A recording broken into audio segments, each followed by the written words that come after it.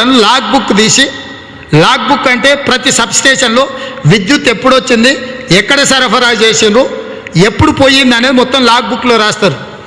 Record అంతా manual, ఆ sub station యొక్క మాన్యువల్, వచ్చిందెంత, పోయిందెంత, ఖర్చు అయిందెంత, మొత్తం దాంట్లో రోజువారీగా లెక్కలు రాస్తారు, నిమిషాల వారీగా లెక్కలు రాస్తారు. కోమటిరెడ్డి వెంకటరెడ్డి గారు లాగ్ బుక్ తీసి క్లియర్గా 11 గంటలు కూడా ఇక్కడ మేము వ్యవసాయానికి విద్యుత్ ఇస్తలేమని అక్కడ పనిచేస్తున్న సిబ్బంది చెప్పారు. బాలనర్సయ్యగిన అంటే ఎక్కడ కూడా విద్యుత్ వస్తలేదు, ఇస్తే నేను రాజీనామాకు సిద్ధమని మా పార్లమెంట్ సభ్యుడు కోమటిరెడ్డి వెంకటరెడ్డి గారు నిన్న సవాలు విసిరిండు. ఇవాళ భువనగిరిలో నిరూపించండు.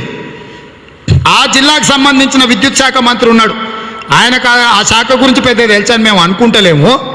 ఆయనకు ఎందులో నైపుణ్యం ఉందో నేను చాలాసార్లు చెప్పినా, మీకు కూడా తెలుసు ఆయన ఎందులో నిష్ణాతుడో.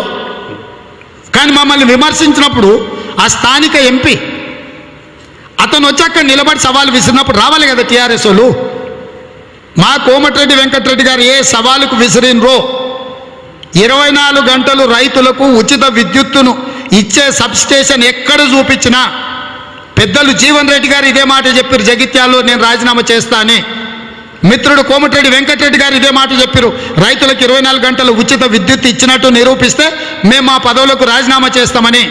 నేను కేటీఆర్ను హరీష్ను సూటిగా అడుగుతున్నా, మా పెద్దలు జీవన్ రెడ్డి గారు, మా మిత్రుడు కోమటిరెడ్డి వెంకటరెడ్డి గారు విసిరిన సవాళ్ళు మీకు స్వీకరించే ధైర్యం ఉన్నదా?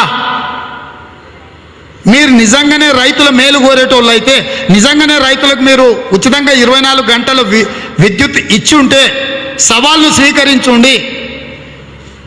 తెలంగాణ మేధావుల ముందల ఈ సవాల్ను మనం చర్చకు పెడతాము, విద్యుత్ రంగ నిపుణులను ముందల పెట్టి మాట్లాడదాము.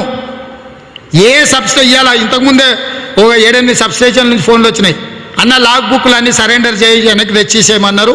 లాగ్ బుక్లు కూడా కోమటిరెడ్డి వెంకటరెడ్డి గారు ఎప్పుడైతే లాగ్ బుక్ తీసి చూపించిండో అన్ని సబ్ స్టేషన్లలో ఉన్న లాగ్ బుక్లు అన్నిటిని కూడా సీజ్ చేసి సీల దగ్గరికి, ఏఎన్సీల దగ్గరికి పంపించేసేయండి. ఒక్క లాగ్ బుక్ కూడా ఏ సబ్ స్టేషన్లో ఉండడానికి వీల్లేదని ఆదేశాలు ఇచ్చారట. ఎందుకంత భయము? ఎందుకు వణుకుతున్నారు మీరు అని అడుగుతున్నా నేను. దేన్ని కప్పిపుచ్చడానికి, దేనికి రోడ్ ఎక్కిండ్రు మీరు? నిన్న కరీంనగర్లో ఒక ఆయన గుమ్మి కింద పందికొక్కులాగా ఉంటాడు, బాగా గుమ్మిలో జొన్నలు తిన్న పందికొక్కు బలుస్తుంది చూడు, అట్లా బలిచి కరీంనగర్ చౌరస్తల ఉరి తీస్తాడంట. మిమ్మల్ని ఉరి కాదు, కాళ్ళకు తాడు కట్టి బజార్లో ఈడ్చుకుంటూ పోవాలి. మిమ్మల్ని ఉరి తీస్తే తొందరగా చేస్తారు, అట్లా కాదు. ఎద్దుల బండికి, ఎద్దులకు అచ్చోసిన ఒంగోలు గిత్తలు బండగుంజే ఉంటాయి కదా, మీ కాళ్ళకు తాడు కట్టి దాంట్లో కొమ్ములకు కట్టి పొలాలలో ఉరికిస్తే మొత్తం ఎక్కడక్కడ చెక్కలు చెక్కలు లేస్తే కానీ మీకు అప్పుడు రైతు బాధ ఏందో తెలియదు.